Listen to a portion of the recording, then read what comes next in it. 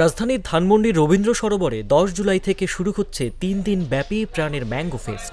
এই উৎসবে রাজশাহী, চাঁপাইনবাবগঞ্জ, নাটোর সহ দেশের বিখ্যাত আম উৎপাদনকারী অঞ্চলের খামারিরা সরাসরি নিজেদের আম নিয়ে হাজির হবেন।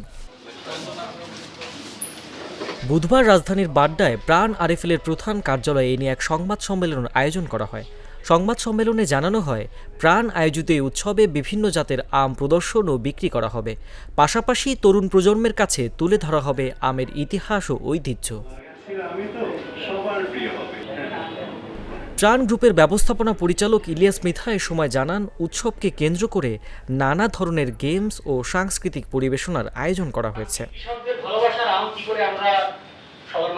প্রতিদিন সকাল 10টা থেকে রাত 8টা পর্যন্ত চলবে এই মেলা। মেলায় সব শ্রেণী পেশার মানুষ বিনামূল্যে অংশ নিতে পারবে বলেও জানানো হয়। রাশেদ জায়হান, জাগো নিউজ, ঢাকা।